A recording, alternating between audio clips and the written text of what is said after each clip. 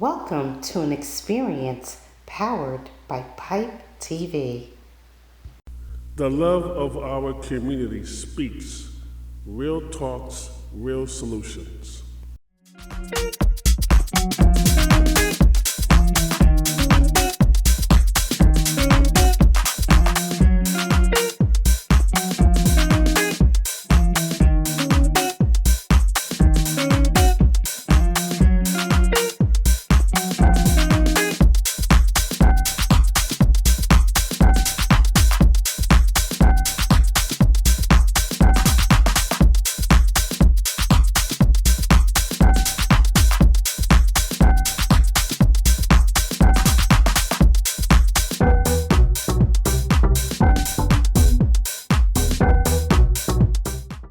Welcome to The Love of Our Community Speaks.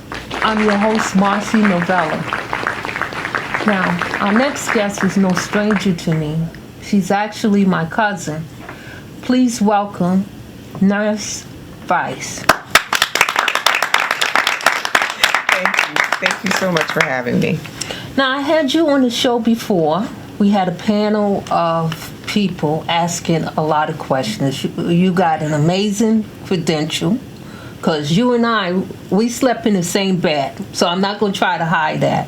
But we were out there trying to find ourselves. Yes. You picked your career, I picked mine. Very early. So, what is it that you do? Well, I'm a registered nurse. I have my master's also in nursing. I'm oncology certified nurse. So my specialty and certifications are all in oncology, which is cancer. Yes. And I didn't see you as a nurse, but that's the path you chose. Who helped you to get to that choice? Let's honor him. Yes. Well, to be honest with you, I've always wanted to be a nurse. When I started high school, at the time, the high school was Clara Barton. That was a high school for nursing. And I don't know, I didn't sign up or I didn't get in, but I wound up going to Washington Irving High School. And that high school didn't have the nursing program. I went into international studies and foreign language and early childhood education. So I worked with little children, and I really didn't like it much at all. And ultimately, I realized, sooner rather than later, that I had a knack for caring for people. I loved anything that, involved servicing others, and I just always wanted to go back to school for nursing. I also did have a friend. I thought you was going to be with transit. That was our aim. We actually did. We took this transit exam that used to come out, twice a year? Yes, for we took transit, or NYPD. We did a number of city exams. We did. And I don't think I got it used to come through the mail. The post office, everything. We did. I think I got the acceptance letter after I went into college and started my going into nursing school. So it's been a long time, but I've always felt at home with nursing. I've always felt like that was the profession for me. Now, you mentioned cancer. Mm-hmm. How did you come up with that specialty? Initially, I was actually working at St. Vincent's Hospital, and I worked in HIV medicine. So I remember that. Yeah, I worked in HIV medicine at the age of 18 or 19 years old, and I worked in clinical trials. And at that time, we didn't have very few medications for HIV. Sadly, we had family members and people we knew in the community that died from HIV. And then I was employed there. I was a medical assistant, always working with patients. And then I, became a research coordinator. I got promotions working in that hospital, but I was going to school at night, in the evenings and weekends for nursing at the same time while I was working as a medical assistant at St. Vincent Hospital. And at that time, there were cancers that were related, that were in HIV, called Kaposi sarcoma. This is before protease inhibitors and medications that were really effective for HIV. At that time, we don't see that now. We do not see Kaposi sarcoma now because of the great strides that have come along in the last 30 years for HIV medicine. And that's how I actually got into cancer care. I was able to see how these medications worked for HIV and turned the tables around for them. And then I kind of transitioned over into cancer care. I worked with the nurse who made a recommendation for the hospital I've been working at for the last 23 years, Memorial Sloan Kettering Cancer Center. I've been there ever since. So now I don't work with HIV population with cancer, but I work outside of HIV Does the medicine. two kind of go together? Well, they both have the similarities are their immune system. They're related to there's a breakdown in your immune system in some shape or form. Whether it's HIV, where now you have less T cells and you are not able to fight off opportunistic infections, or cancer, where your cells just go rogue. Right? You're exposed to something, some sort of carcinogen or some sort of pathogen or some sort of bacteria, and now your body is doing what it wants to do, and it's just destroying itself from within. So in that sense, they have the similarity is that they affect your immune system in some form or fashion. Now, what could a person do? We talk about cancer screening. At my job, a person can go for 4 hours once a year to get screened for cancer. Men, it's usually prostate, and women, it's usually their breast examination. Mm-hmm. What do you recommend as far as the screening? Do all companies now do that? Well, I would have to say that most companies now that employ over 80 some of our employees have incentives for them to keep their workforce healthy. I mean, of course, we'd like to think that they're doing this out of the goodness of their hearts, but ultimately, a healthy workforce, right, is better for an employer. So there are incentives for both the employer and the the employee should take advantage of those incentives as far as, screenings and also having tests performed and also utilize, obtaining the healthcare coverage. A lot of people don't actually take the advantage of the healthcare coverage that their company offers, and they would prefer the higher salary versus the benefits. But in actuality, it's maybe best for all of us to really accept all of the company benefits as far as dental screening, health screenings overall, including cancer screenings. Because ultimately, most people feel that cancer is a death sentence.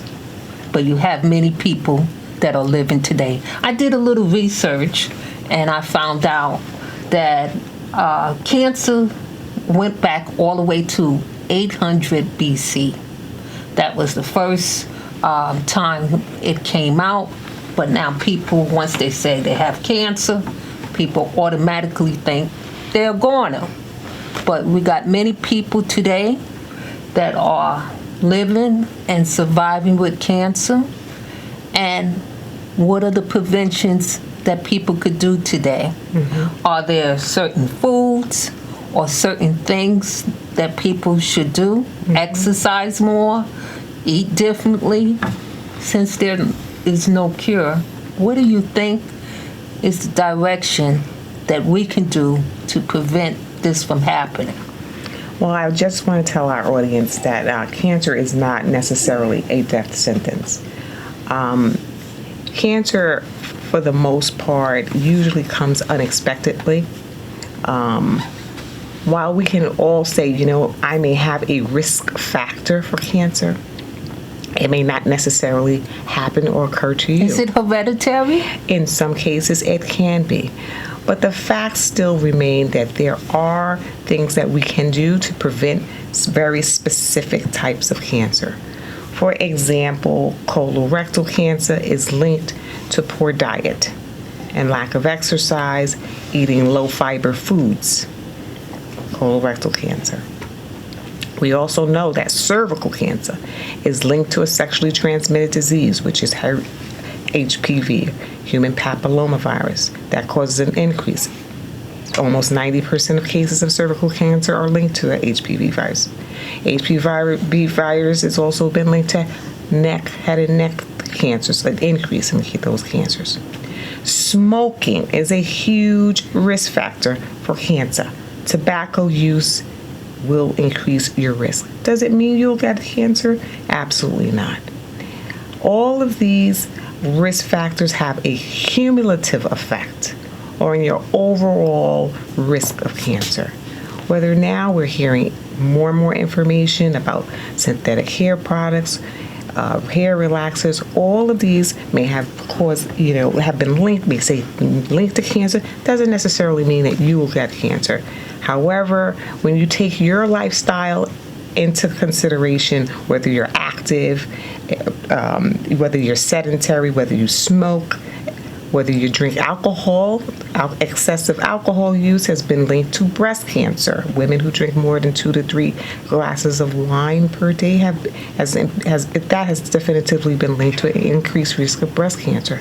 So as a whole, as individuals, we all need to do our part to reduce our risk. And that's what I'm here to tell everyone. While you may not be able to eliminate your risk completely, because we're all exposed to environmental hazards, right? But we can do our part, and that is by eating a healthier diet, right? Limiting our alcohol use, not using tobaccos, and getting at least 30 to 60 minutes of exercise per day. And that means increasing your heart rate. 30 minutes per day. And rest. Absolutely. Rest is your body needs to recover. And something that's not often spoken of is stress reduction. Stress has been linked to an increased risk of cancer. It's also been linked to an increased risk of reoccurrence of cancer, meaning that you've been cancer-free and now you've had some sort of catastrophic event or extremely stressful event, and now you have a reoccurrence. So I want to, not eliminate that factor as well. Well, when we get back, we're going to continue more with Nurse Spice on I Am Marcie Novella, the love of our community speaks. Thank you.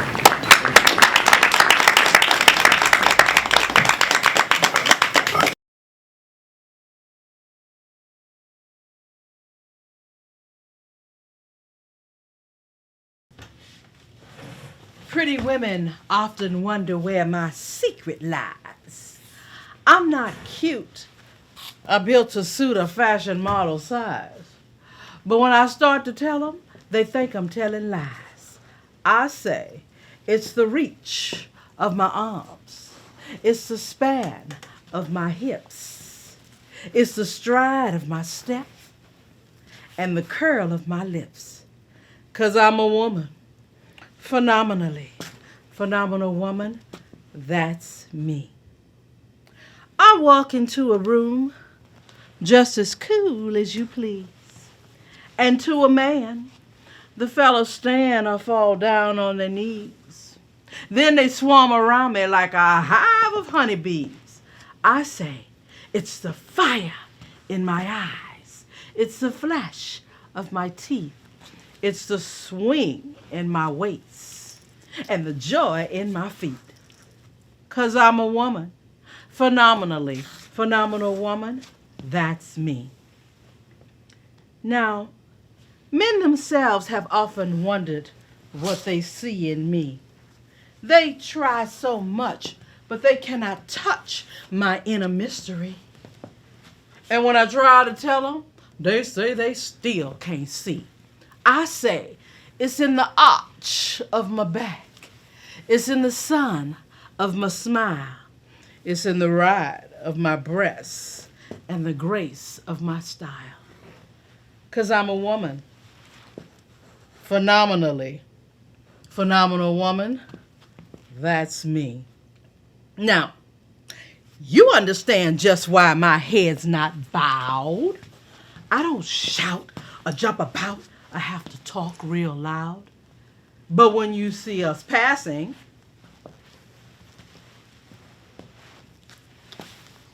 it ought to make you feel proud. I say it's the click of my heels. It's the bend of my hair. It's the palm of my hand and the need for my care. 'Cause I'm a woman. Phenomenal woman. That's Tony. Welcome back to the Love of Our Community Speaks. Nurse Vice, I have a few more questions to ask you pertaining to cancer. We talked about early detection, but also, are there signs where a person should know when to go to the doctor, and because they show that they have cancer symptoms? What do you say? Yes, I oftentimes, as I mentioned before, that cancer is not necessarily a death sentence, but early detection of cancer is critical. And so, it's very disheartening to hear patients say they've had symptoms for years and didn't get checked out. And so, I think that individuals need to know that there are symptoms of cancer. Generally, it's a body system that's not functioning properly. So, for example, colorectal cancer can show up as seeing blood in the stool, right? Or you notice that the caliber of your stool, instead of it being, size normal, it becomes like really thin. A change in color in your stool. You may have a sore that just doesn't heal, or you have pain. Pain is generally an indication that something is wrong. You should never take pain for granted. It means that there's some sort of ailment. And oftentimes pain can be a symptom. A lot of people blame things on gas, or they make excuses and say, I'm used to this pain. Right. And oftentimes, that will lead to them, it becoming unbearable. They go in to finally get checked out, and only to find out that they're in a much later stage, that the options are are fewer because they've, it was not detected early. All right, so if you're noticing that something is abnormal, whether it's with your skin or with your bowel movement, or you're seeing blood in any shape or form coming out of or spitting up, coughing up blood, urinating blood, pooping blood, that is reportable, and you must go to your doctor and see your PCP immediately. That's always good to know. Also, say if you live in a certain state and you don't have the best treatment in your home state, should a person relocate? I would highly suggest you do so. A cancer diagnosis is not the same as any other type of diagnosis. Cancer can be very aggressive. It can move very quickly. And so if you're in an area, I would suggest that you use the sort of resources that we have, the American Cancer Society, NIH. Oftentimes, use Google search, find an area that's relatively close to you that has a center, a comprehensive cancer center that you can go to. I would highly suggest that a person find ways to relocate if at all possible. If they are diagnosed with cancer, that is, I suggest that you be willing to relocate if, for example, you do not have those resources in your area, or you're diagnosed with a rare cancer. What are rare cancers? The rare cancers are generally melanomas and sarcomas. Okay. Even brain cancers, right? There are very specific cancers that are, I would definitely say, are rarer, and the treatment options may be limited in your area. That makes sense. It may make more sense to relocate. I know that it's easier said than done, right? But you got to do what you got to do. Ultimately, yes. There are resources out there, though, that will help you to do so, and to also help fund your relocation and where you're staying, and get the organizations that also support your relocation, where you're going to stay, and funding to make sure that you get there safely. So I would tell everyone that if that was necessary, that I would encourage them to do that. Okay, so holistic treatment versus chemo. What's your thoughts on that? Well, holistic treatment, I think oftentimes people feel like they have to choose holistic treatment versus chemotherapy. They're actually two completely different modalities. Think of holistic as holistic, the whole body, right? And so when you have a holistic approach, right, think of it as the treatments that you would take to actually support what is chemo. Chemotherapy are therapies or treatments that indiscriminately kill cancer cells and healthy cells. They go in, seek, and destroy. That is the You can do both. That's what chemotherapy does. It goes in and kills the cancer. But it also can affect your healthy cells. That's where holistic medicine comes in, right? So these are the treatments that help keep you as healthy as possible while you're receiving the treatments that are killing the cancer, right? So that is, food and nutrition, juicing, acupuncture, acupressure, meditation, Reiki. All of those are holistic modalities and holistic approaches that can work concurrently with chemotherapy or whatever cancer treatment you're having. So you don't have to, I don't say, encourage Choose a one or person the to other. choose You could one or the do other. both. You can do both. And I actually encourage both because, you need to have stress relievers while you're getting chemotherapy. You need to have excellent nutrition while you're getting chemotherapy. If you're taking chemotherapy, you may not have the appetite.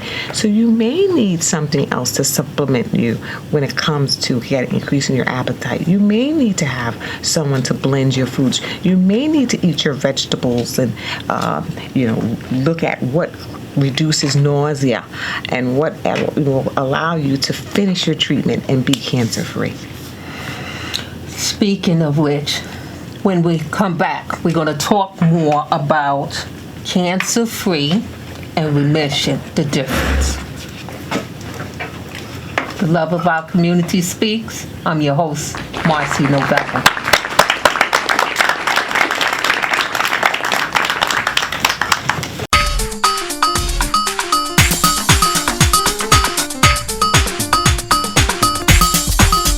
You are now watching Kite TV. Welcome back to the love of our community speaks.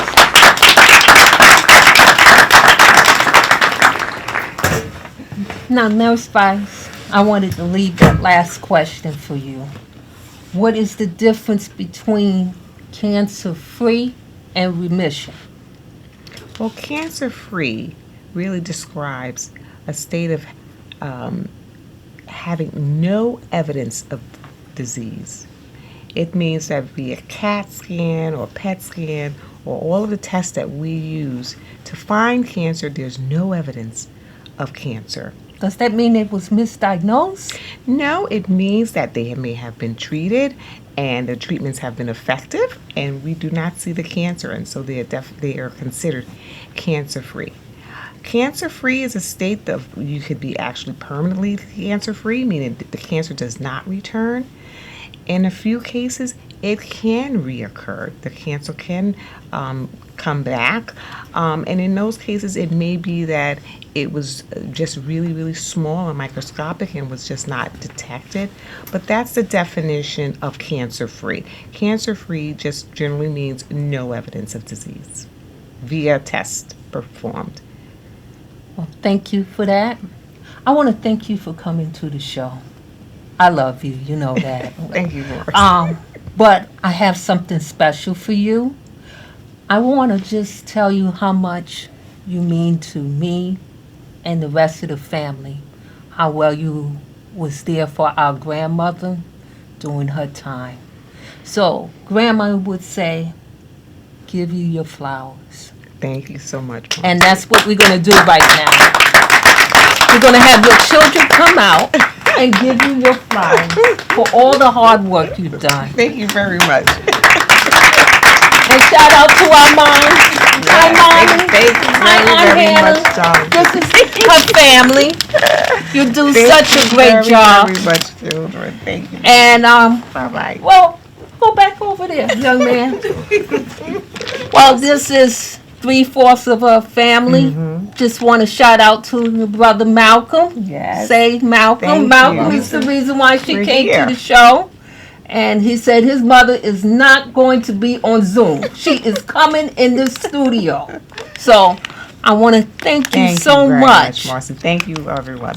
Everyone, please thank Nurse Vice for all the information. And if we need to reach out to you, Yes. I will be inboxing you with more questions for my viewers, okay? Absolutely. I want to thank you so much for being on the show. And like I said, you were there for our grandmother. The kids may not have been there, but they could hear about how much she meant to the family and continue to do the hard work.